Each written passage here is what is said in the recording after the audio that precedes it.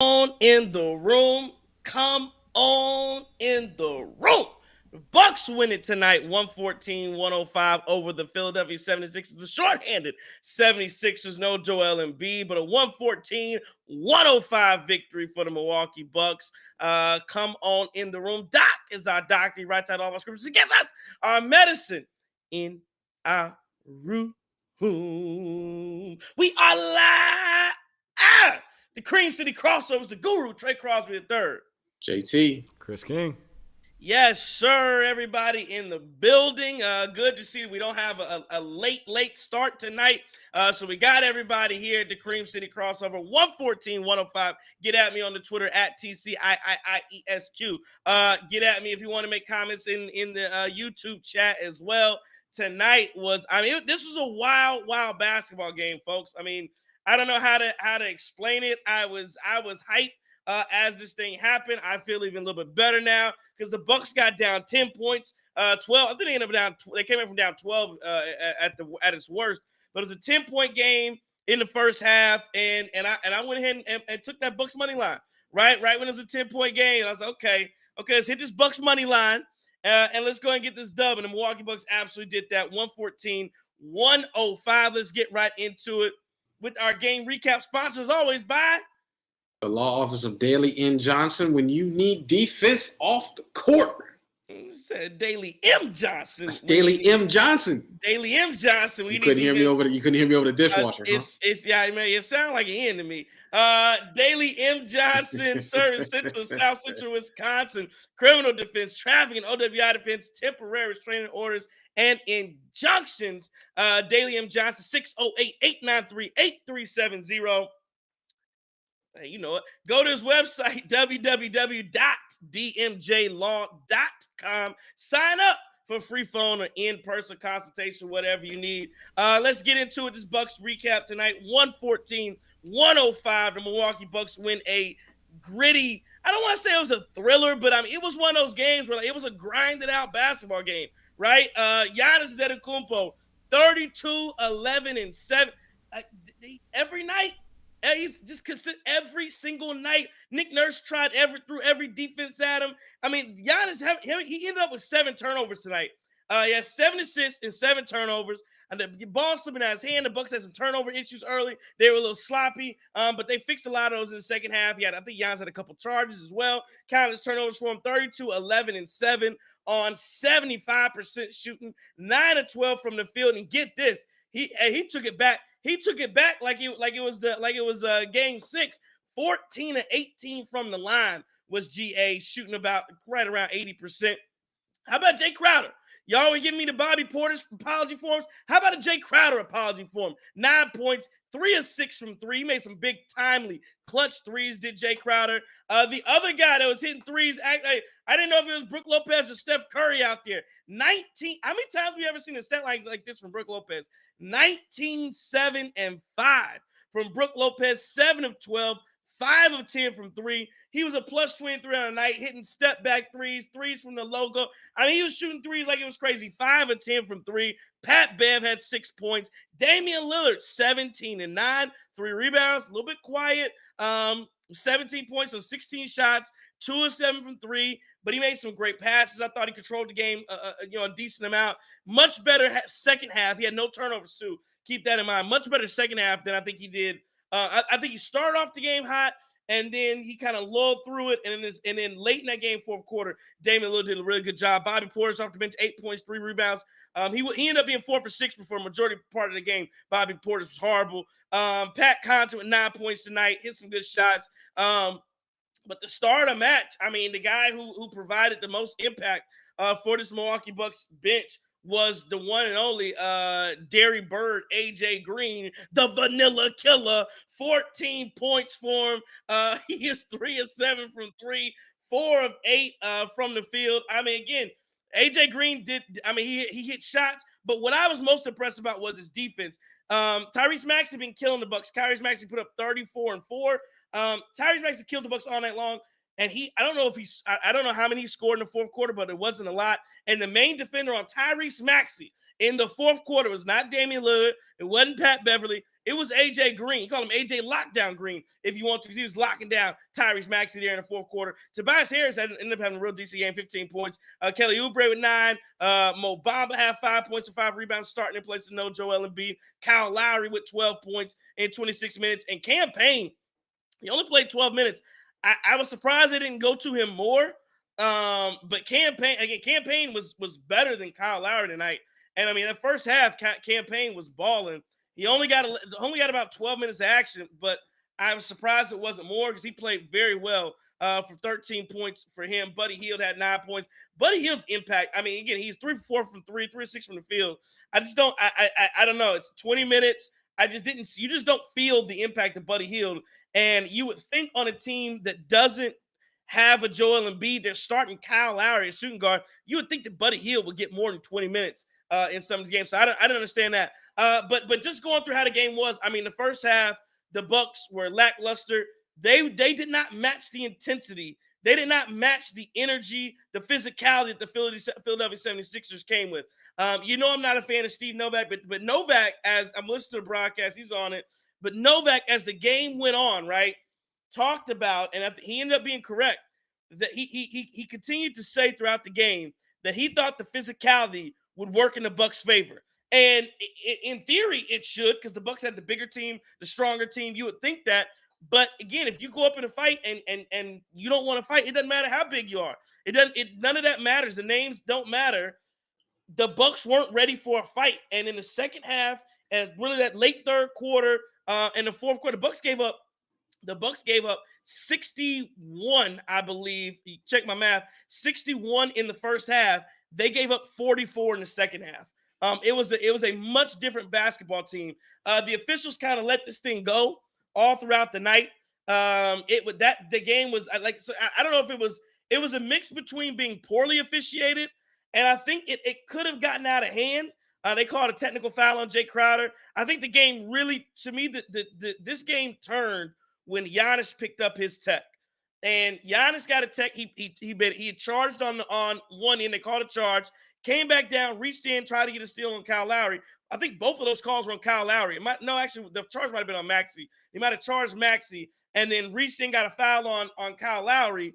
And Giannis was upset because it's like, dog, y'all are letting them play with us, and then you're gonna call fouls on me. And he got a little upset about that. And I think from really that point on, the Bucks really took up the intensity level and played at a different level. And again, I thought it was a weirdly officiated game, but to the refs' credit, to me, in that third and fourth quarter, they again, if you're going to let the game go, let it go. It has to be both ways. If you're going to call it tight, call it tight. They called it loose and they let the guys play. I thought the game got a little out of hand. It didn't really seem like 2024 NBA basketball, like a game out in the 90s. It just didn't feel like that type of energy just because of all the fouling that went on. But they didn't call it. They let the guys play. And again, I think it ended up helping the Bucks. The Bucks went down the stretch, and again, led by AJ Green putting up those 14 points. He was huge. Tons of minutes for him. I was glad to see it. And then, like I said, Giannis hit his free throws down the stretch. Damian Lillard hit some clutch buckets and kind of drove the offense, and the Bucks just made more plays down the stretch than the Philadelphia 76ers. They took the lead and didn't look back. And again, Brook Lopez had played a big part in that too. So, and Doc Rivers in that fourth quarter, just so you know, Doc Rivers, he only ended up playing 6 guys in the fourth quarter, and including one that was basically the group that came out in the fourth played the entire fourth. Pat Beverly came in right in the end. But yeah, I thought it was a good job. And I think, again, Doc Rivers, this is my plea, and I'll let you go, JT. This is my plea. I never, ever want to see another DNP CD from AJ Green. It's over. The kid's got to play. I don't want to see it. He has to be in the lineup because I give you a stat. Another one, my last stat. Danilo Gallinari, 4 minutes, 57 seconds, 1 rebound, 1 assist. He didn't do nothing. You know how many points he scored, JT? 0. The same amount as you and me. Same as me. Same as you. Same as Chris. Same amount as all of our watchers. Yep, same as the Nassas. So he need to sit over there. Sit your ass right down with the Nassas. You ain't going to score no points. But that's what I saw, JT. What'd you see? You know what's funny about the Gallinari thing is that, like, you think 5 minutes is not material enough to make a difference, but for him, that's too many. For him, that's too many. Gallinari just isn't helping us at this point. I thought the Bucks started out slow. I agree with you. They showed up, and I don't know, it's almost like the kid who finds out he's going to run a mile in gym class and forgets to bring his running shoes, right? So he's running out there in church shoes. I don't know, right? It just looked like it did. They looked a bit sluggish here. A couple interesting notes about this game. Both of these teams, you realize the only team, and this is the Bucks in the fourth quarter, but you realize both of these teams only scored above 30 points once tonight.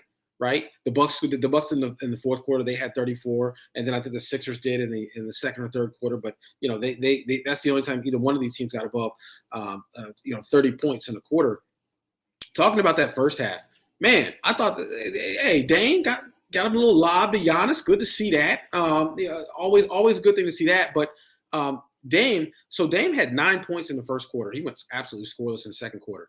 That's not ideal for you, right? Like, you definitely want Dame touching the rock, getting in a rhythm, but it's okay tonight. It's just a rough night for Dame. It wasn't overly strong.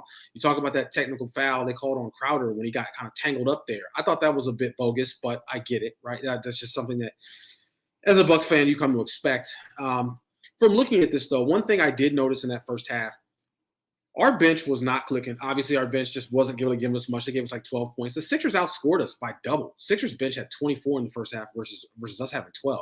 That's not ideal for you either, right? Because, again, you're thinking you're going to get a little bit more from Bobby Portis, but, again, he only had one bucket in the first half. I really didn't.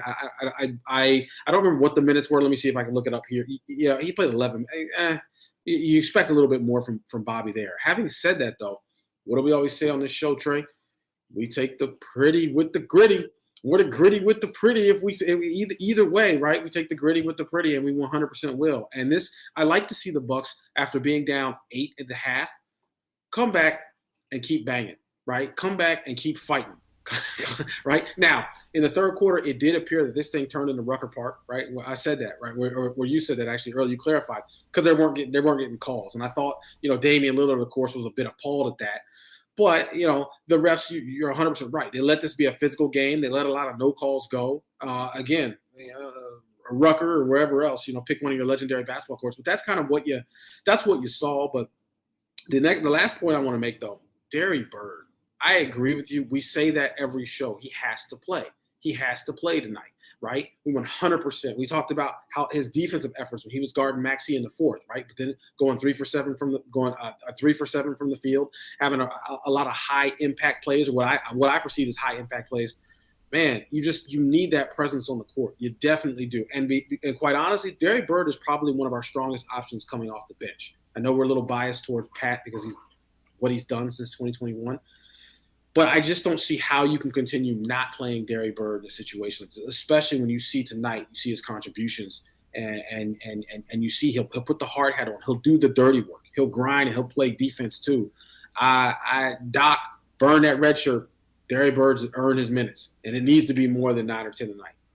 Yeah, I think another big thing with Derry Bird and AJ Green is just the fact that it's hard to get into a rhythm when you're not playing, when you're going one game of just playing in the second half and then the next night you're DMP. So I think it's good to at least try to get him into a rhythm. I thought it was good that he was able to get in the first half and kind of get going and just be out there, man. Like, for him to be able to get that type of run for this Bucks team is good, and I think he does a good job of handling the pressure, not only playing for a veteran-led team, but also being able to be out there and knock down shots. And so I think it will benefit him if he's able to be out there and stay out there, and it'll benefit the Bucks. I think it's a good move. I'll keep it short though. I think obviously we didn't want the Bucks to revert back to the same things that they ultimately did do on that road trip where you lost a couple games, which is playing lackluster defense, losing shooters, and obviously just playing with no effort. And that's what I thought in the first half they did. But it was good to see them tighten it up. And this is obviously getting into these next 3 games where you have the Sixers, Suns, and then the Celtics. You had to see an improvement from the West Coast road trip. And then tonight, obviously in the second half, I think we did a good job of that. Yeah, tonight, again, 100%. That's what you want to see from a Milwaukee Bucks team. I would just say that second half, I think, again, it kind of begs the question, or you want to figure out why was this energy, why did you not play with this type of energy, this level of passion that you came out with late in the third quarter and throughout the game? why didn't you start with it? Why didn't you start off locking down Tyrese Maxey? Why? Again, some of those questions you just have to kind of roll with and try to figure out, is there a problem with the Milwaukee Bucks? Or, what team do we actually have? Who are the Milwaukee Bucks? Are they this team that we saw in the second half that's going to go out and take care of business? Because again, if this was just a normal night, I would probably go with that and be like, okay, but you're coming off a couple bad. You're coming off, some losses. You're coming off a 1-3 road trip. You would have thought the Milwaukee Bucks would have been the first ones on the floor with all the energy tonight, and they were not. They had to be punched in the face before they responded. So again, I just wonder what that means, why that had to happen.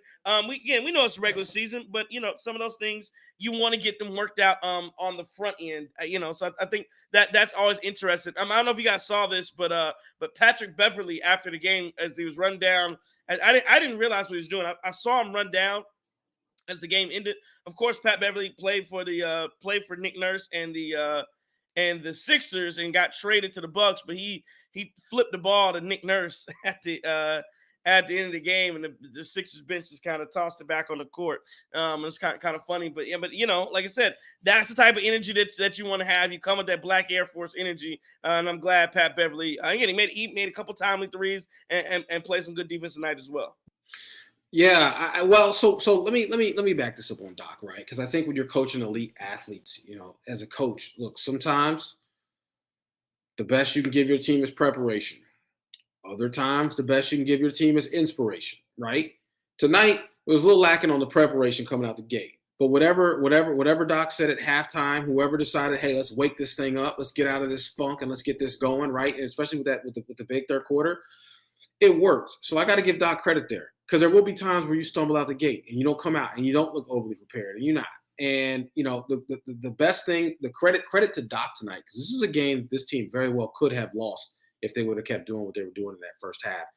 And you know what? They fought through it, they got through it, and they got a W. This is important at this point because things are getting tight. As we're entering the final stretch of the regular season. Yeah, I think obviously there's kind of like some familiarity there with Pat Bev, so I just think that he did a good job in filling that role of being out there and recognizing, kind of who we traded for and who we gave up to get him and bring that toughness and bring that extra point guard off of the bench to kind of defend and be that guy who can run the offense outside of Damian Lillard. So I thought he did a good job. Let's go through some of the comments here that we have rolling in. John Hassel says, not having Beasley won this game. Finally, you can't hide that playing Beasley is the reason why they implode. Any thinking person should be able to deduce that anyone else is better at doing everything than Beasley. They should hand him his walking papers after tonight. And if Beasley was playing, Maxey would have won the game. John, you want to respond to that? Hey, man, you know what? You got to put some respect on Malik Beasley's name, right? One of the best three-point shooters this year. And when Malik Beasley gets hot, I mean, there's very few players, outside of Stephen Curry this year that look anything like him when he gets hot. I mean, Malik Beasley adds a lot of value to this team. I think, admittedly, he's not a great defender, but he can make plays too. Y'all got to put some respect on Beasley's name, man. Come on now. I disagree with that sentiment saying that this win was because Beasley did not play. Come on. Nagacho 1231 says Bucks win when they finally take it serious. It's literally the effort on defense. And then State of Mind says Bucks on the road versus at home. Totally different teams. A little sluggish, but Green had a good game. Brooke as well. Looking through some of the Twitter comments, at Steve Pelly says, did not have AJ Green minimizing Maxey on my bingo card. J.R. Horvath says just too sloppy. They need Middleton back immediately. Have to get some lineup consistency and continuity. At Drew Barron just said terrible first half tonight, redeemed by a really good second half. AJ Green should be starting. And then at Jake_Nelson says a really odd NBA game, ragged officiating dictated a lot of that. Lots of similarities to the Lakers loss last Friday. Bucks persevered tonight. AJ Green is making himself a no-brainer to get major playoff minutes and be on the floor in closing lineups. Go Bucks. Let's talk for a second. Let's stay on AJ Green for 1 second. Let's hold it there. AJ Green, I mean, what have you seen the growth that he has had, not just through, I mean, we'll say throughout his career, but through this year. We've talked about him not playing. We've talked about DNP CDs. You're having to stay ready. You have to be ready to go on the floor. And again, this is my fear. And I know John Hassel, I don't know if he's being facetious or not. And again, some of that is a little bit, I'm not gonna say that Malik Beasley is the reason the Bucks would have lost the game. But and I said it as I closed after the game recap. Doc Rivers has got to find a way to make sure Malik Beasley plays. I don't care what, because again, it's not just the shooting. Remember, I mean, when we first got in this, when the season started, we were talking, and I'll say myself, I was saying, hey, if you ain't gonna hit threes, you can't be out there. He does more than that now. Like AJ Green legitimately might be one of our. Well, I'm not gonna say might be. I'm gonna say might be our best. He is one of our better perimeter defenders of our guards. Period. Like, he is a better perimeter defender than Damian Lillard. No question. He is a better. I didn't say he's a better perimeter defender than Malik Beasley. He moves his feet a little. I mean, he moves his feet. I mean, I don't know, because he's not like, he doesn't look like he's overly fast. What do you call that sneaky quickness? Sneaky quick. Is that what we call it? Is that what we call slot receivers, right? Sneaky quick. Well, that's code word. Sneaky athletic is code word. Right. Well, yeah, right. Yeah, They got us looking at Daniel Jones like he's something like we ain't seen this with Lamar Jackson and Michael Vick. Come on now. Exactly. And that's what I'm saying. He does kind of give you those vibes. And but again, he's always in position. He's playing well. He's hustling. He's giving max effort. And then on top of it, he has a pure jump shot that you have to be able to rely and depend on these guys. And one thing I heard, it was funny because there was a presser. I don't know if Doc Rivers was talking in the early press conference today, and he talked again about how, I don't know, I'm gonna have to play one of Ajax or AJ Green, one of those guys who had to step up and play and play big time minutes in the playoffs. And immediately my thought is like, either you're lying about that and you're not going to play them, or you're doing a very poor job of getting these guys ready, because you can't, both of those, that statement cannot be true. The statement that I've got to be ready. One of these two guys has to be ready to contribute in the playoffs. Well, if you truly believe that, you've got to be playing. You got to be playing them. You have to be playing AJ Green. And again, to me, it's no longer like, can he contribute? No, he has to contribute. Danilo Gallinari experiments over. He's got to play. And I don't care, Chris Middleton back in the lineup, Malik Beasley in the lineup. It does not matter. AJ Green is good enough to play on the NBA floor. And again, and one more point, when you move past this season, right? Because Malik Beasley has really played himself into a nice deal, and the Bucks are paying him $2 million. You could, and I'm not saying it this year, but AJ Green could be that guy that steps into that Malik Beasley slot. It's like, okay, Bees, go. Appreciate you. You made yourself some money. We're not gonna be able to retain you. AJ, now it's your time to play and be a legitimate rotational player. And again, he absolutely can be. Well, so the thing, and that is very true. And I didn't even think about that. We're gonna have to address Malik because I would have a hard time believing that the Bucks will be able to re-sign Beasley. Given what his market value is, right? If he's making $2 million a year this year, I can't imagine him getting anywhere less than 12 to 14 next year, minimum, right? I think that's probably your starting point for his negotiations. Having said that, though, I would argue that honestly, AJ Green, for the reasons that you mentioned, right? He's an aggressive defender. He seems to be very instinctive. He's a great role player. He's a bucket. That's the thing. AJ Green will get you a bucket. When he gets limited minutes, he's going to do something with it, right? This is what we've been asking for from a lot of these guys on the bench for a while, a lot of the young guys. AJ Green, it's a little bit like Andre Jackson Jr. When he comes out, you just know his impact's going to be felt. You know he's going to do something, right? In a different way, because obviously Andre Jackson Jr. is nowhere near the offensive player AJ Green is. But we've been clamoring for this all year. We have seen this. We have said he deserves to play. And I think that AJ Green does give you a lot. Look, he's one of the few players we have on this team in the 40-40 club, right? Shooting 40% from the field and 40% from three. And yeah, I'd love to see more. And honestly, I don't know about you, but it kind of feels like you can trust AJ Green. Like you can trust AJ Green. I mean, quite honestly, I trust AJ Green more than Pat at this point. And I think that's like, and people could argue about that in Pat's long track record, but I mean, can you honestly tell me this year consistently that Pat has been better than AJ Green? No, not this year, not at all. You definitely can't make that argument this year that Pat has been better. No, Pat has played better in the last few nights. But AJ Green consistently, when we've clamored, he gets more minutes, and not only has he done it and played well, but he's done it on limited opportunities. Right, like he has not had the same opportunities that a guy like Pat Compton has had. Kyler Racine says, "What's up, fellas? AJ needs to be on the floor more. Also, we talked about this a couple weeks ago. Doc needs to trust the young guys. Yeah, 100%. You have to trust them again. I still think something still tells me that Andre Jackson Jr. could play. That he should be getting a look. I don't think he will get one. But I would love to see it. Yeah, 608 UW says shout out to Chris. I know that Dayton L was rough. Oh, Okay. I don't want to talk man. about it. We'll see on Selection Sunday where they end up. But man, I'm hurting. I'm hurting right now. That was our tournament to win, and it's what Anthony Grant does. I don't know. Yeah, okay, so you're having your own AG problems. I see. Hey, man, It happens to all of us, right? This is double time for me. I'm on you know double what? time. I'm not gonna rub salt in Chris's wound, man. I get it, man. I get it, sir. Yeah, I'm here for you. I'm here for you. I will tell you guys though, right? The Arizona Wildcats might have a little something for y'all. Though in the tournament, hey, the Pac-12 tournament, go ahead, put your money line on it. Go ahead, put your future bet in. I think the Arizona Wildcats might give you something. Marquette giving Villanova something right now, up 9 in the second half No Tyler Kolek. of that game in the Big East tournament. Abodramane Diomande, I haven't called him his name in a little bit.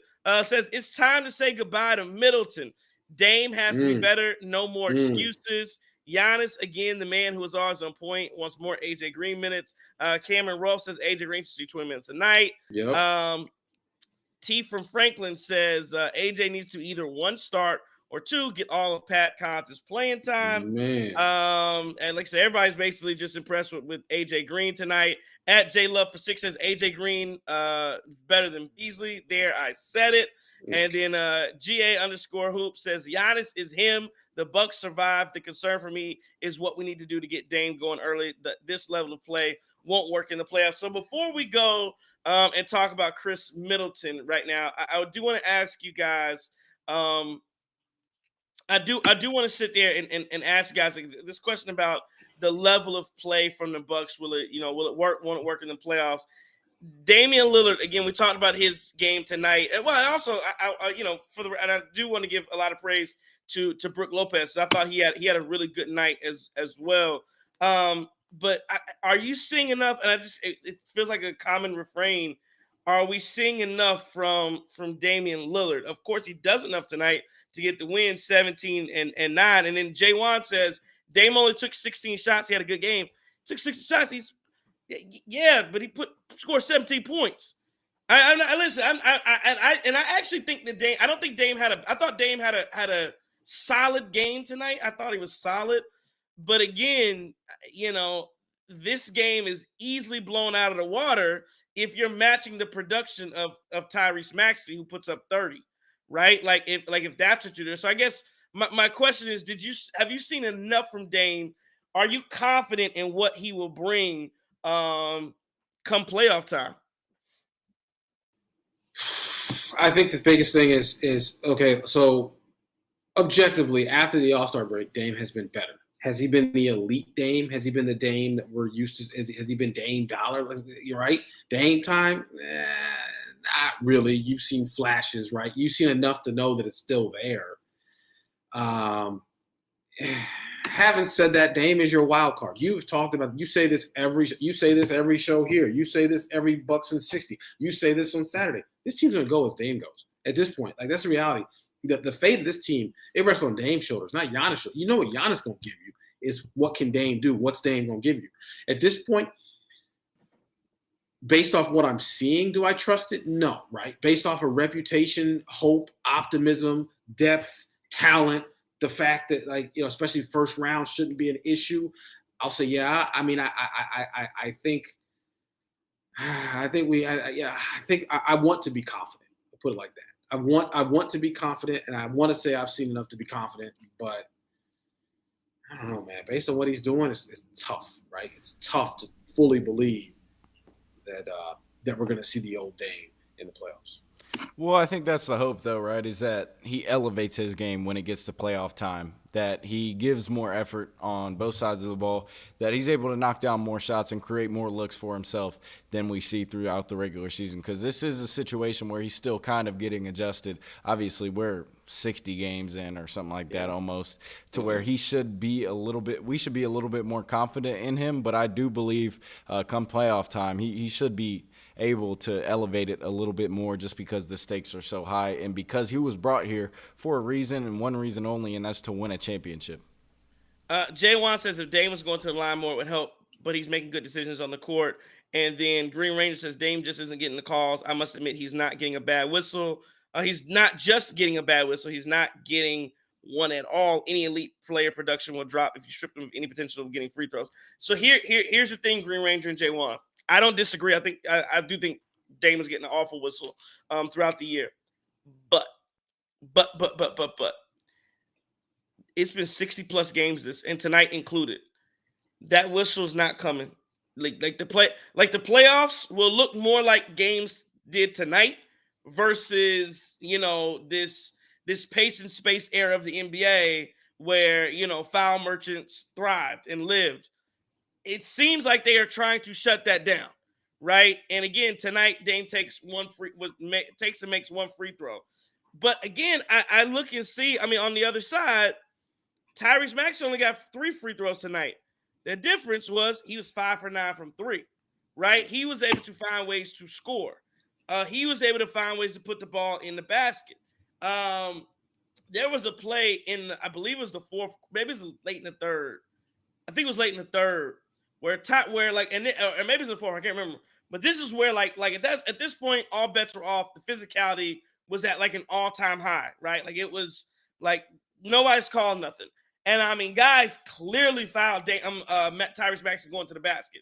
I mean, somebody had a hand on the ball, somebody had a hand on his wrist, and Maxey found a way to got to the basket and made an incredible layup underneath the basket just off the strength. And it was like one of those moves where, like, dude, you can either foul bait and you're going to be on the ground rolling around while the other team's moving the ball, going on the other way, or you're going to find a way to get the ball up and be aggressive and try to make that shot. And so again, I think Dame's got to get out of this foul baiting routine. It's just not going to work. It has not worked all year. It's over. Just play basketball and try to make shots. And yeah, I mean, I don't know. I still think, there's this point of, we do think he can elevate his game. He had a nice steal and got to the basket layup. I thought he got fouled on that one too, on a fast break. But again, I don't disagree. He's not getting calls, but the answer can't be to just keep. I mean, we can ask for calls all day, but like, I don't think they're coming. I don't think they're naturally going to come in the playoffs. And then the other point of, well, they're getting double teamed now. And I was told that the other night against, I think it was Sacramento, where it was like, well, Dame can't get to his points or whatever because XYZ, and look at all his attention. Tonight's defense was not focused on Damian Lillard. Nick Nurse's defense tonight was focused 100% on trying to stop Giannis Antetokounmpo. Now, did he force 7 turnovers on Giannis? Yep. He accomplished some of those goals, and it was a hard-earned 32-11-7. But at the end of the day, Giannis got you at 32-11-7, and that's the difference between like a 1A legitimate superstar. It just doesn't matter. You can play. You can make it hard on him. Giannis is going to find a way to get to his numbers. He just will. And so far, again, Dame has struggled to do that efficiently.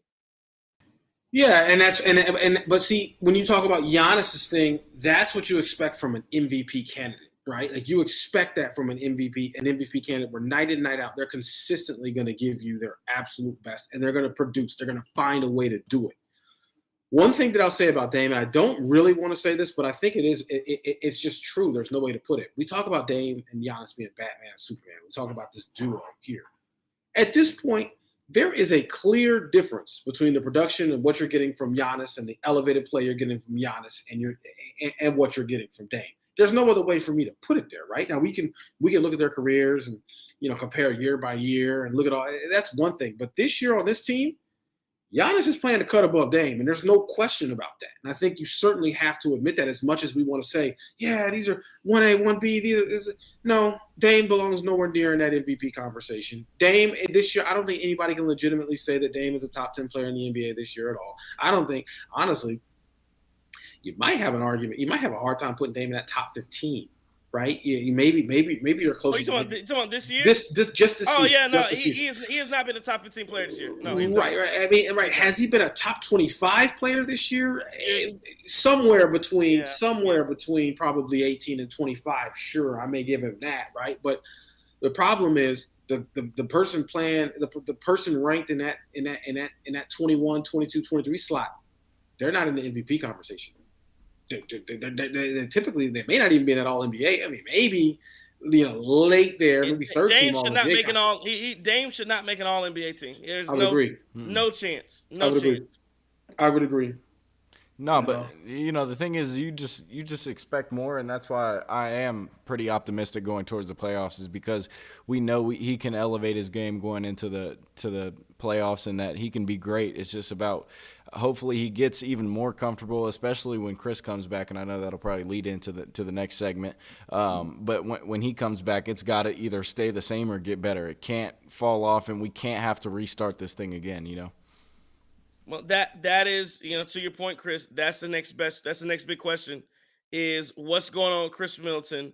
Where do the Bucks go? I truly do not have the answer right now for what the Bucks have going on with Chris Middleton and where he is. I wanted to get to the latest report on him. Eric Nehm talked to Doc Rivers before the game began, if I can find it here. And Doc Rivers on Chris Middleton. He's just not ready. He's close, as I've said. I don't know, 10 games now. It feels like it, but he's really close. I'll stop there. And so that was it on Chris Middleton. Guys, again, they have, and I'm I hate being right on this because, but I talked about this at the beginning of the year, and people clown me. Oh, we did Chris Middleton. They did wait till 100% healthy. That's all. He did wait 100%. Okay, all right, we'll see. I don't believe it. We'll see. And then he starts off on a 30 game ramp up, and then immediately, like 15 games after that, now he has an ankle injury, and he's been out for the last over a month. And not only has he been out over a month, they have stated, Doc Rivers has stated, he's close for the last 6, 7, 8, 9. He was supposed to join the Bucks on the last road trip. He was supposed to join the Bucks, and it has not happened. I guess this is kind of a two-for question. What do you think is going on right now? Let me ask you this. Do you believe that Chris Middleton is legitimately still hurt? And again, because I think we talked about this on Bucks and 60 on 97.3 The Game. I don't think it's him that doesn't want to play, but is the organization holding him out and saying, "Dog, we need you to win"? Because again, to win a championship, you got to have 16 wins. You got to have 4 wins in each round. You need 16 wins. We need you to win 16 games starting in middle April, whenever the playoffs start, late April. That's what we need, and we're gonna hold you out until we get as close as possible to that point. Is that what this is, or do you think this is legitimately like an ankle that is still messed up that he cannot play off of it? And then the second part of that question, and maybe just answer this part first, but the second part of the question goes to like, what do you do? I don't know, because again, every time I've seen Chris in the playoffs, he's played well. Other than the playoff series that he didn't play in 22, right? Even when he came back in 23, he was hurt last year, and he had a good playoff series. But like, I guess, yeah. Where do you go from here with Chris Middleton if this team doesn't succeed? So the first thing I'll say is I think there's legitimately an issue here. I don't know. I don't think the team is being honest or forthright. I don't think the team has been honest or forthright with Chris. We know about the history of injuries, and they talk about this ramp up. They've had him in some bubble wrap all year, but everybody's relatively evasive when it talks about Chris. I think there's a real issue, right? You have 15 games left in the season. You've made this point before. You definitely want your guys clicking, right? You want your guys you want the well-oiled machine at this point, right? And if you don't have it, you want to get it ASAP. At this point, though, with 15 games left and we don't know if Chris is going to play in the next game, I got questions, right? There must be something wrong because either he's injured or they know he's only got a limited amount of tread left on those tires, right? If it's and they know that, look, we're only going to get X amount out of him. Do we want to try it? Do we want to try to see if we can just save that for the playoffs or not? But even then, if he doesn't play between now and the playoffs, at what point does conditioning become an issue? And what happens when conditioning is an issue? That's how you get them soft tissue injuries. That's how you get a lot of, and then you have another problem here. So I have major questions about this. Chris is not reliable, guys. And who's to say that Chris doesn't come back and get hurt again? Who's to say that Chris is going to be consistently that guy for you in the playoffs and you're going to be able to play and you're going to know what to expect? Chris Middleton is a total wild card. At this point, it really, I mean, I think that kind of, is why we should probably put a little bit more of an emphasis on the guys on the bench, on some of the on your AJ Greens, on your Malik Beasleys and everything else, because I don't know what we're going to get from Chris, but I can't rely on Chris for anything. Yeah, if they flame out, I do think you have to get younger. I think that's been the consensus between the fan base and all of our viewers is that, look, if this is going to keep up, if he's going to start out seasons hurt and then play a couple games and then in the middle of the season have everybody lying about his injuries and then getting injured at the same – like, you just don't want to put up with that, especially in the prime of Giannis. Like, this is – I don't know how long he's going to have it for. Obviously, you want to think it's even longer than – like 34, 33 years old. But, you know, you have to give Giannis his best shot. You have to give him his best shot to become one of the greats if he's already not, which I think he is. He is. But I'm just saying, like, just build up that resume, right, to be one of the best of all time. And that's why you've been able to retain him is because you've put his best foot forward, right, with getting Dame in the offseason and stuff. And I know that John Horst is aggressive, and honestly, I don't know what you can get for Chris Middleton at this point because it seems like with all these injuries, he's kind of playing himself out of his value, or not playing himself out of his value, I should say. But that's the thing. Like we have to get younger as a Bucks team if this thing doesn't work and if it's not going to work for the future. And, you know, you might have to take a flyer on younger guys who can at least play every night, who can at least maybe you get a couple of pieces who can make up for the loss of Chris Middleton. But I'm just over it, man. I'm over the coaches lying about what's going on. I'm over everybody going in the media and saying, yeah, we should have him back this weekend, and then 2 weekends later it's he's just not ready yet. Like, that's something that you don't want to be put through as a fan and of a guy who has had multiple injuries in the past. It's just he might just be what he is at this point, and that is cooked. And Karan Jammer-Kenner is basically saying it's a management decision. Thinks they're saving for the playoffs. I guess, and I agree with you, Chris. Like, but why, if that's the case, why wouldn't you just be honest about that? Like, there's no strategy to me. That's what I said at the beginning of the year. Like, oh, they're just being strategic. There's no strategy around. We're gonna tell you he's gonna be back. Like, who are you fooling? We don't know if he's gonna be back in the next couple of weeks. You're not fooling anybody with that. Like, so they can't be like, they can't go into your thought process. This is somehow, the strategic decision to not let anybody know how the severity of his injury. And it's just gonna pop up, 5 games before the season start. Before the playoffs start. That's my biggest thing is you can. And that's the whole thing we're talking about, like the rest load management, and is he hurt? Is he not? And my thing is that works throughout the year, and I get it. You don't want guys playing, but if you can play right now, again, at the end of this game, the Bucks went to that 2-man game, started spamming a little bit more Giannis and Dame, right? And I think it worked to an extent. Late in the game, I think there was a roll to the basket Giannis had that went for a layup. Dame got himself in position and hit a little mid-range jumper on the left side on the baseline a little bit, and got in part of that 2-man pick and roll game, screen game with him and Giannis. And yeah, my question is, when Chris Middleton comes back, how does he impact that? And I think everybody's answer so far has been, I'm just talking generally, is, oh yeah, Chris could come back and this is gonna get even better.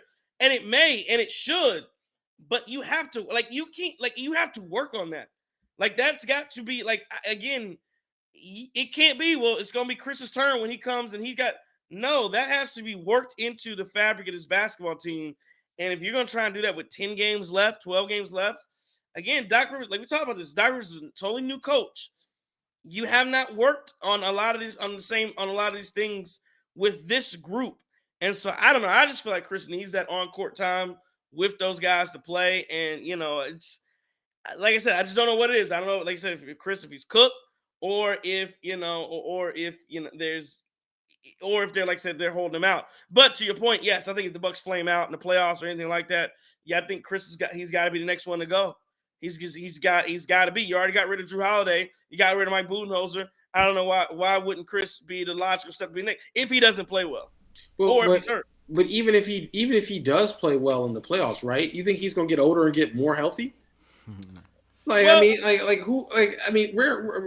ever, right? How old's Chris right now? Can somebody pull that up? How old's about Chris? To have the arthritis, JT? Yes, and that's what I'm saying is like, listen, man, at some point, right? And I'm not saying that he'll get the Todd Gurley. I'm not saying that'll be the case, right? Where it's just this unexplained thing and it doesn't make any sense.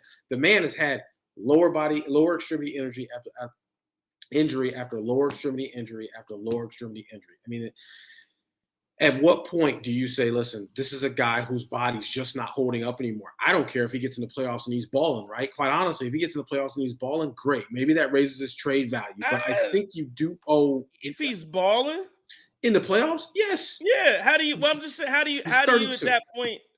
How do you at that point justify letting him go if he's balling? If he's balling in the playoffs? Yes. I mean, because one, you still don't know if he's going to be available. That's a big question, right? Let's say that first round, whoever they play, he comes out and he's killing it in the first round, right? And then in that second round, all of a sudden he out. He injured. Well, then that's not balling. If you're out, you're not balling. So that's so yes. So, I'm saying if he's healthy, he plays in the playoffs and he plays well. You're saying, I'm just trying to get this. Are you saying, I just want to get younger regardless? That's my perspective. My perspective is absolutely. I would 100% think this team needs to get younger regardless. And I think at some point we have to get off this Chris Middleton roller coaster ride, right? Like we would. I mean, listen. Even if he balls out in the playoffs, right? And by balls out, here's what I'm. Even if he plays really well in the playoffs, I don't want you to pause me, right? Even if he plays really well in the playoffs, let's say he drops 20 plus a game. Right, and absolutely kills it.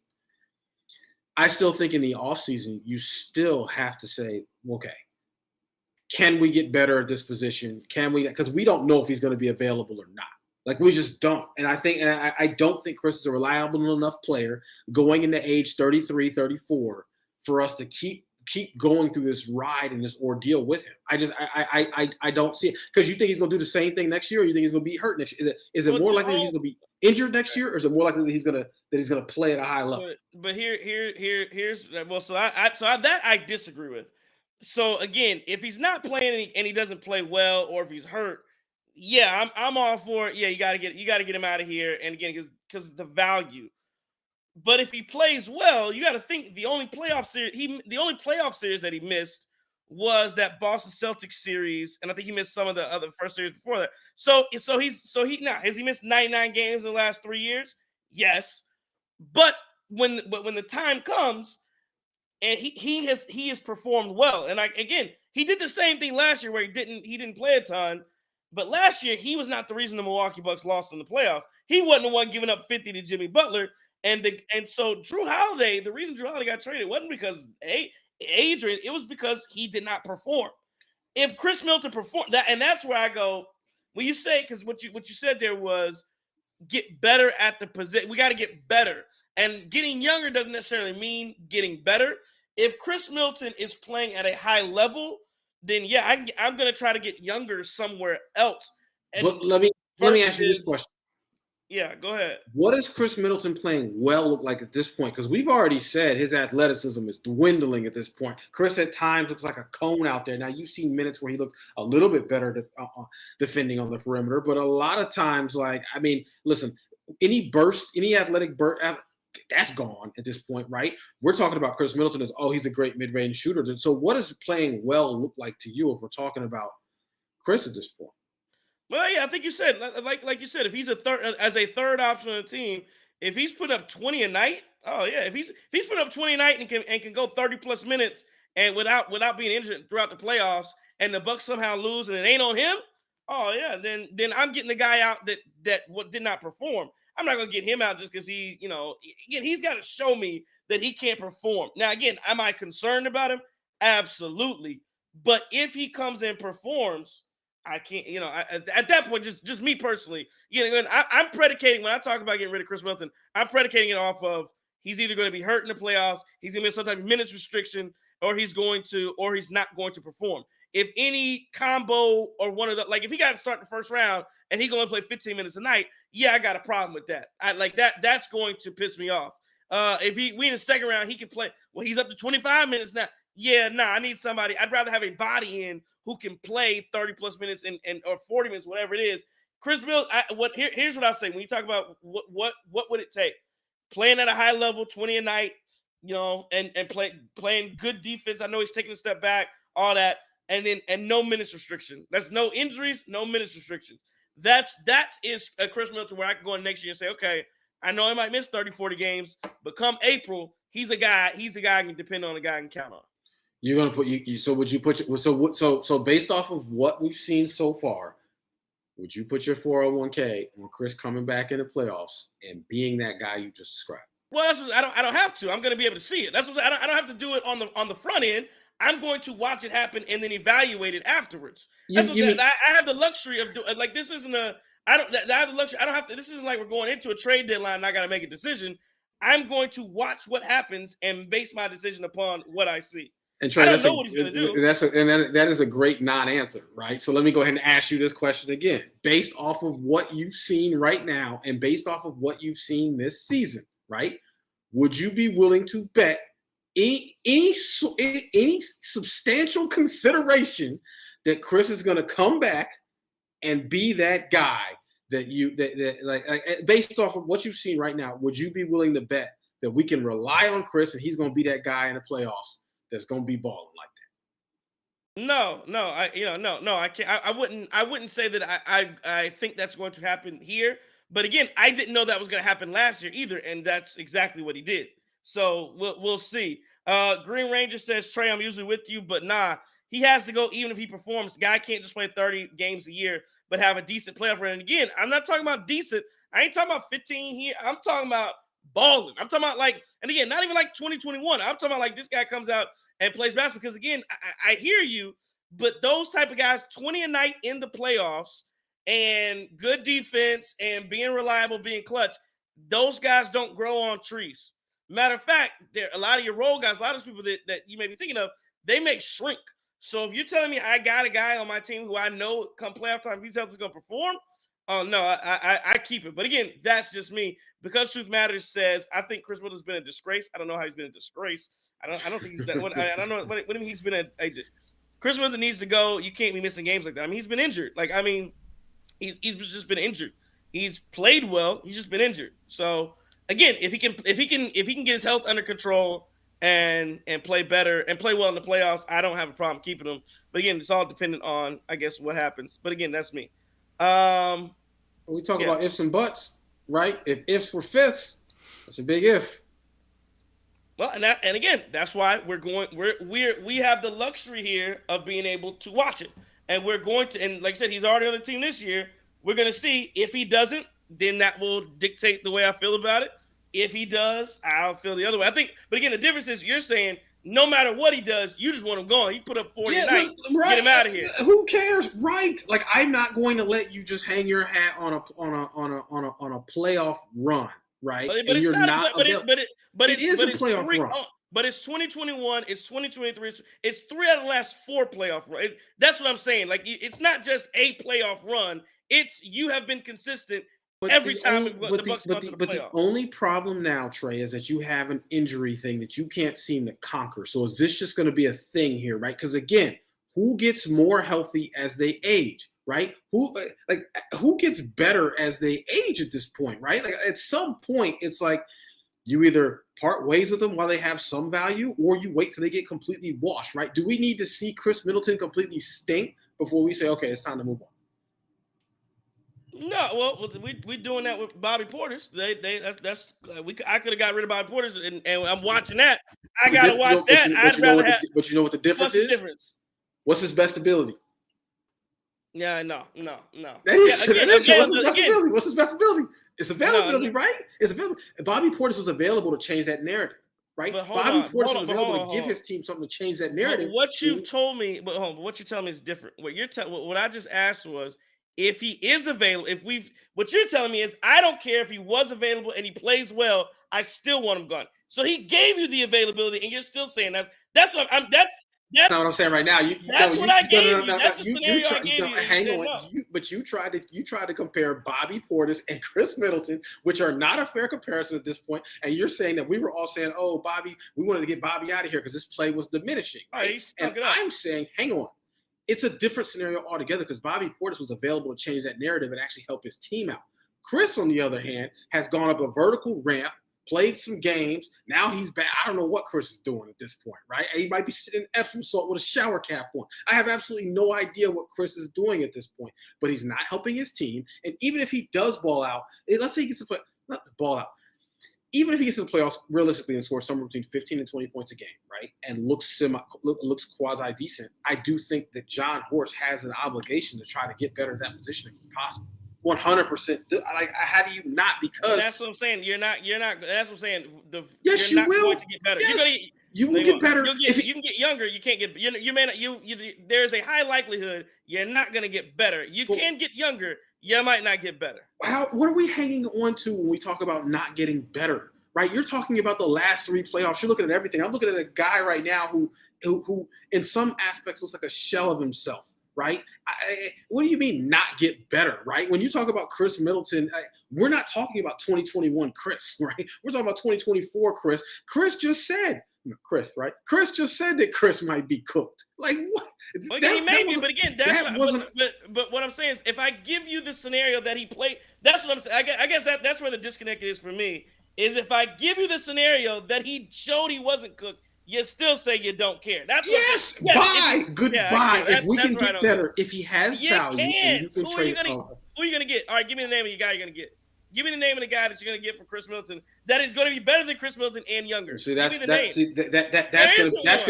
be tough because of trade value, right? Because obviously you can't just. I see your point where you're gonna say, because you're not saying there aren't better players available. You're saying that. Who can you get based on his trade? But if he does ball out, I mean, listen, right? That's a different. I think that's a different. Merrill says Chris has absolutely no trade value with that contract. What team has $33 million in matching contracts that would want Chris? And again, that's all I'm saying. It's like you're not getting. Again, if you can get, and Chris and John Wan says Chris ain't getting 17 and 20. Well, yes, and if he doesn't get 17 and 20, then this is a moot point.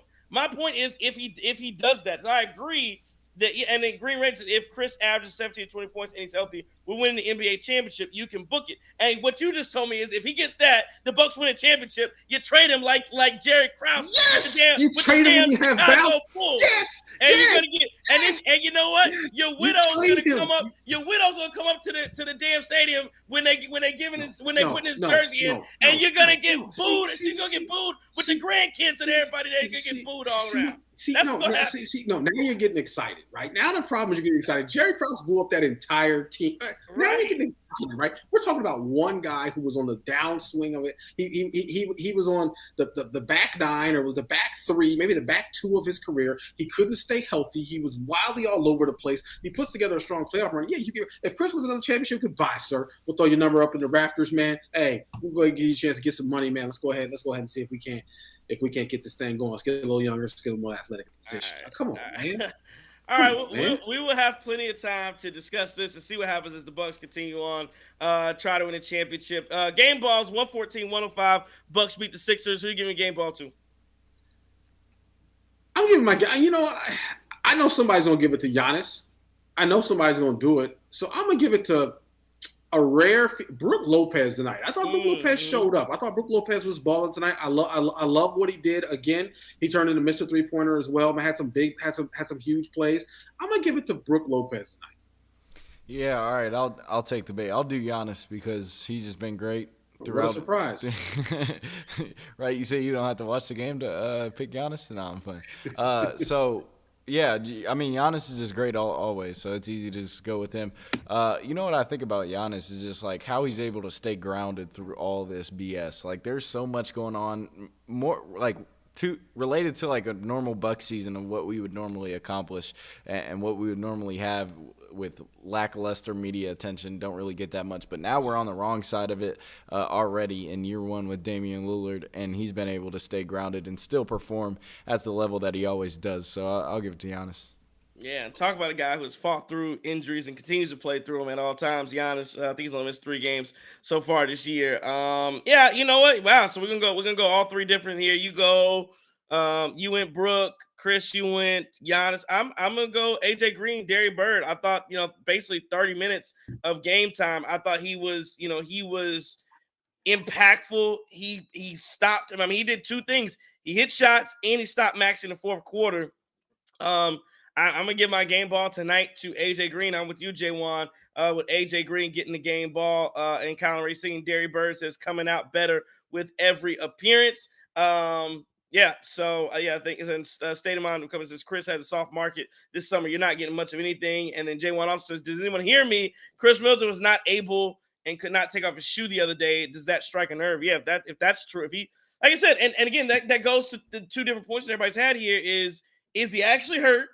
Or are they holding him out? And if you tell me he couldn't take his shoe off, then it sounds like it's not just that they're holding him out. It sounds like he's actually hurt. So again, we'll like I said, it remains to be seen. But again, I will say Doc Rivers did say that if the playoffs were today, Chris would be playing. So again, that would indicate that this is close, that he's close to getting back. But like I said, that's happened for the last 10 or so games.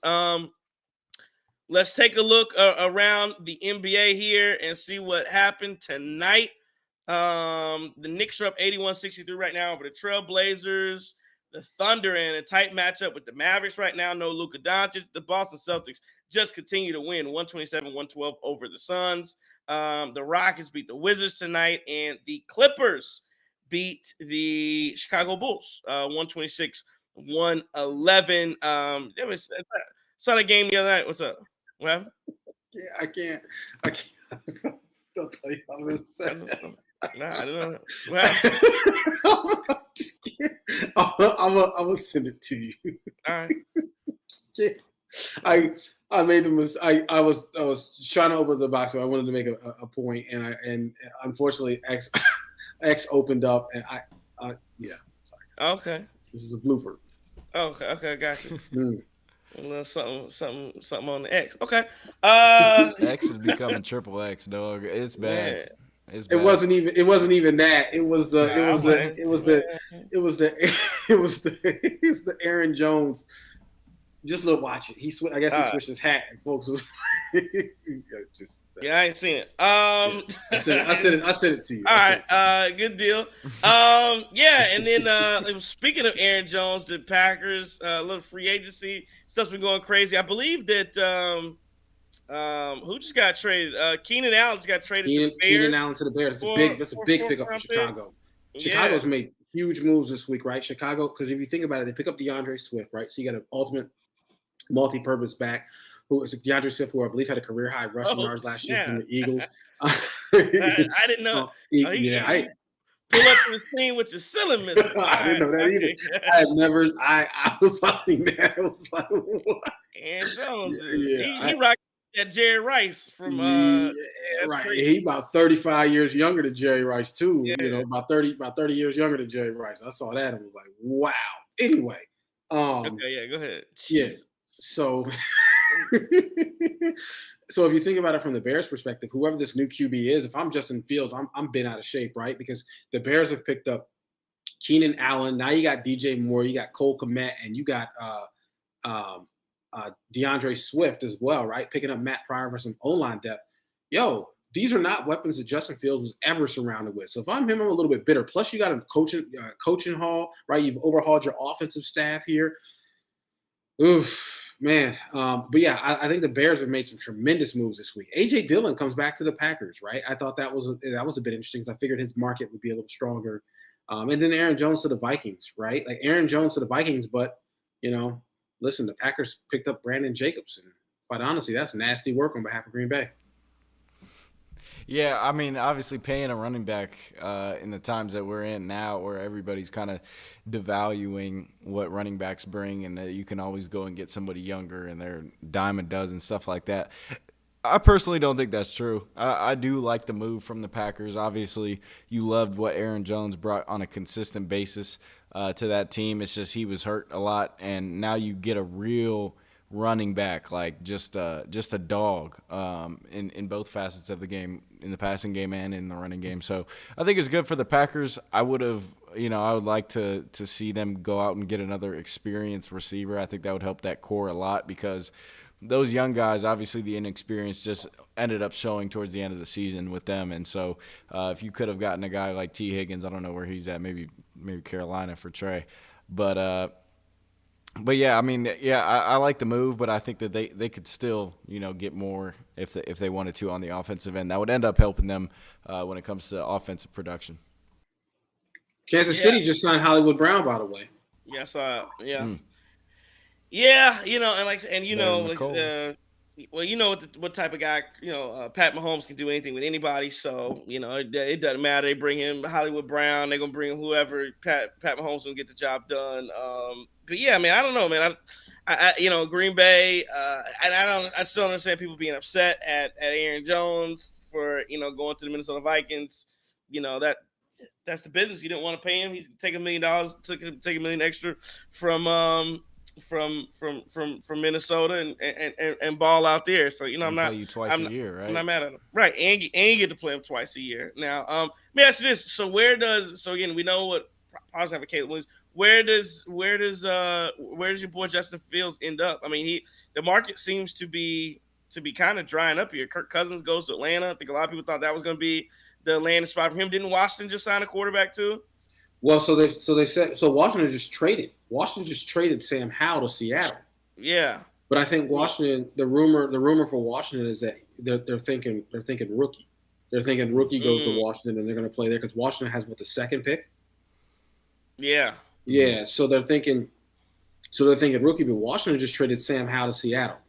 So even Sam Howell going to Seattle, that's another location. And again, maybe they'll have those guys compete. I don't know, but it's another location that he could have gone.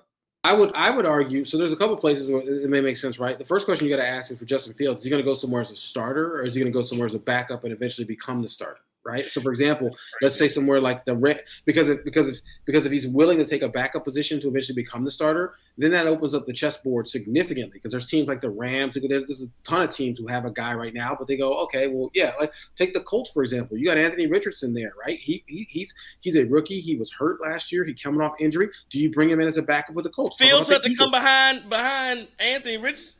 They talk about Fields. They talk about Fields maybe being behind Jalen Hurts in Philly if he wants to be a backup, which is crazy to me. But here's the thing.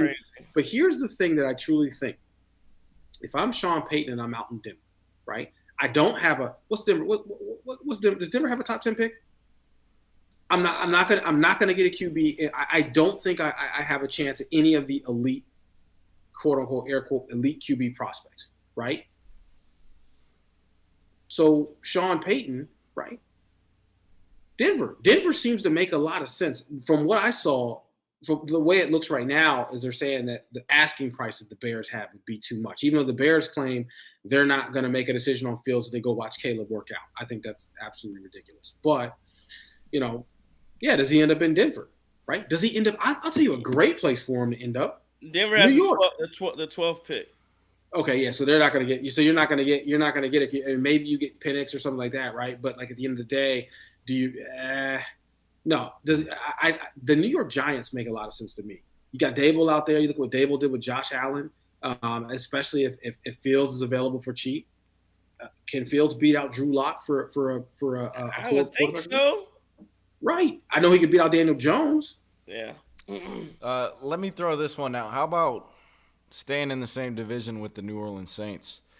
I don't know if Derek Carr brings you what you need to at least try to win. Like that guy, it seems like whenever I watch him, he's just chucking up bombs and hoping somebody catches it. I think that him and Alvin Kamara could be deadly in a read option.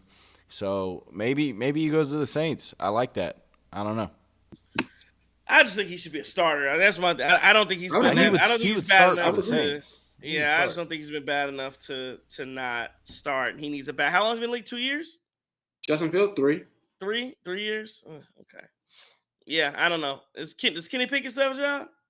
No, Russell He Wilson. just lost Russell Wilson. Yeah, Russell Wilson. He should. Yeah, Fields should have been a Steeler, to be honest. Right. So Yeah. that's what I'm saying. Like, it's interesting how this chessboard plays out, right? I'll tell you another sneaky team. What about Tennessee? They got Will Levis, but let's not act like Will Levis is that guy. You know, like that's what I'm saying. Tennessee is another team who maybe you take a flyer on. They're going to have to change up their offensive scheme now because obviously Derrick Henry's gone. And so they're not going to be just running the ball 3 downs and then trying to pass it. So maybe that is an option. And they fired Vrabel, so maybe that'll open up for them. Yeah, a lot of interesting stuff to try to figure out there. Tennessee Titans did just sign Calvin Ridley too, 4 years, $92 million. Calvin Ridley to Tennessee. Not to mention, you also signed Tony Pollard too. You signed Tony Pollard out of Dallas as well, right? So Tennessee, that's what I'm saying. Like, yeah, I mean, you may roll the dice with Will Levis this year, but at the end of the day, let's not act like he's officially the face and future of the franchise, right? You saw him do some good last year. You saw a whole lot of bad, but that's interesting when you talk about this Tennessee Titans team because now you got Hop on one hand, Ridley on the other, Pollard in the backfield. That could be interesting. Yeah, Iron Man Clan TV says Fields to the Vikings. So. And see, that could make some sense too. Yeah, the division, that makes a hell of a lot of sense. The question is, do the Bears? You know, what kind of premium do the Bears try to put on it because he's in the division? But on the same note, what you can't do, I guess you could roll this thing in the draft night, but there's no way you can have both of them in the locker room at the same time. I think that's a problem. So you're going to have to get rid of them. The question is, the longer you wait, does that price go down? Right. Yeah. I think that's the question is what kind of market does Justin Fields hold, and then what will Chicago be willing to do to hold on to him? Yeah. So the Bucks win it tonight. Hard fought victory. 114-105, probably a little closer to covering than people wanted it. The Bucks are back in action again on, let's see here. Is that Sunday? Sunday, a big time matchup on ABC against Kevin Durant. You know, I'll be locked in. Dayton Flyers don't play on Sunday. Dayton, yeah. Well, you know how that goes. So yeah, we'll see how that one goes. That'll be a fun one. The Suns just got beat by the Boston Celtics. So again, and I think the Bucks have the next 5 of their next 6 are at home. So we'll figure out kind of how that goes and what happens.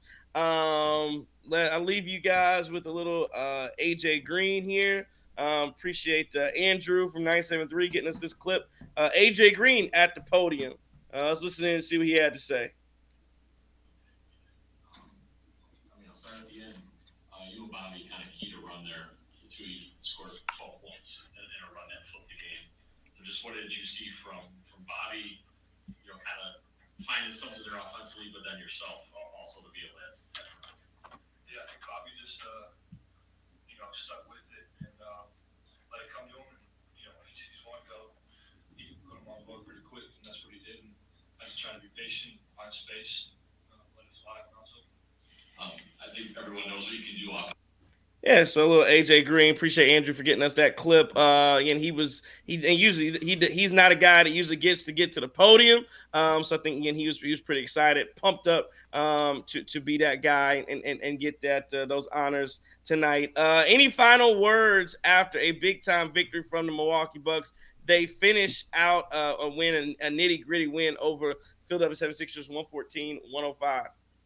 Yeah, at this point, you find ways to win, and that's the most important thing, right? Slow start, and again, the team didn't really look like Doc gave him preparation, but tonight he gave him inspiration. Trey, you all right? You look like you seen it go. Marquette just wanted the buzzer. Oh my God, that was crazy. What? Oh wow, 60-58 just beat Villanova. Shaka Smart slapping the floor, buzzer beater layup to win the game. Sorry about that. Wow, did they get that off? I think they did. All right, my bad. Go ahead. Wow. You good? Go ahead. Yeah, my bad. Nah, we good. You want me to go? I'm glad that they were able to kind of at least try to turn it around after what was a kind of poor West Coast trip, and then I think that it'll be very interesting to see what happens going forward, not only Chris Middleton, but just against these high-caliber teams, right? The Suns and the Celtics, not back-to-back games, back-to-back games, but not back-to-back days, right? So those will be some interesting matchups, and we'll see how the Bucks fare in those when they should play pretty well if they're at the crib. For the record, I'm looking at it. I don't think that's going to count. I think it's going to be late. I think it's going to be late at the buzzer, so I think they're going to go to OT. No Tyler Kolek either. But, yeah, that was like literally at point one.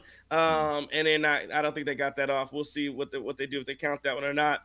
But, yeah, man, again, the Bucks, you got it. Like I said, it's a tough one. You got to go get those wins. You stack them up. And right now, again, to me, you're standings watching, right? Like you're 100% standings watching. You're seeing what's out there, who's out there. The Bucks are a half game in front of the Cleveland Cavaliers, and I think you are at that point where again you're looking at what are these matchups, and we talk about it every night. Right now, the 2-7 matchup is Milwaukee, Philadelphia, but again, you be playing like all these guys from Indiana, and even really Orlando on down to Miami. That could be your matchup in the first round. Anybody from, really looks like Indiana, Philadelphia, or Miami. One of those three is going to be your matchup. So you're likely looking at a healthy Indiana team with Tyler Halliburton back in the lineup, and you know what they did to you. They beat you 4 out of 5 times. A Philadelphia 76ers team that Joel Embiid, where he will be back, or a Miami Heat team who you just saw Indiana Pacers beat you 4 times the last 5. You know what the hell Miami did to you last year. So, again, there's going to be a lot to talk about as that goes. Real quick, though, before we go, I know we've been going on this for a long time. Indiana, Philly, Miami, who do you want out of those three? Who would you say, yeah, that's who I want? Indiana, because I think they're completely out of gas. I think Indiana, that team that you saw the first half of the season that was giving the Bucks work, that team is cooked. I think at this point, Indiana. I mean, if you believe in the Heat culture in Miami, yeah, okay, right? We've seen y'all get hot, right? So they could do it, even though I don't think they have the personnel, the manpower to do it this year. Philly, I really wouldn't worry about. I mean, even if they got, really not that worried about Philly, but I mean, yeah, Indiana, I think we could beat them. I think that goes 5 games. Yeah, I would say Philadelphia for sure. Even with Joel Embiid, I don't think they have the personnel to even keep up with the Bucks. And it's good to have some regular season ownage against the team. That way you just have kind of the upper hand in terms of confidence going into the series. So I would say Philly. But I also want to point out that, Tyrese Halliburton has just been god-awful since he was an all-star for the Pacers. So that's an interesting case to keep looking at. His jumper is so ugly that I can't say I'm very surprised that his three-point numbers have kind of dropped. And his athleticism really isn't there as a point guard that you would think would be an all-star caliber player. So that's an interesting thing to keep an eye on, but I'd rather face Philly. Yeah, I'm the same. I think I'd rather face Philly. Embiid's you talk about trading guys. That's the guy I trade. You talk about trading somebody. I'm trading Embiid before I traded Chris Middleton. That's another story for another day. Another guy that can't stay healthy and on the floor. And what's the best ability is what? Availability, but Embiid. But I think it's safe to say Embiid has a heck of a lot more value than Chris. Exactly, yeah. Which is why you get a lot more trade for him. Just to note, if you're watching us, not watching Marquette, they did wave that basket off. They took some time to monitor, so this game isn't going to overtime. So we might watch this overtime game, Marquette and Villanova, real quick as we get out of here. As always, I want to thank our sponsors, Law Office of Daily M. Johnson. You can get at him 608-893-8370. You know what it is. Get at him, and he can get you hooked up for all your criminal defense needs across the state of Wisconsin. Again, we'll be back at it Sunday afternoon, matinee affair between the Phoenix Suns and the Milwaukee Bucks. So that'll be good. We appreciate all the likes, subscriptions, subscribe, follows, all of that. Tell a friend about the Cream City crossover. We, like I said, we love it. We appreciate everybody for watching tonight. This has been a Cream City Media Group production from the Guru, Trey Crosby III. JT. Chris King. Don't take no wooden nickels.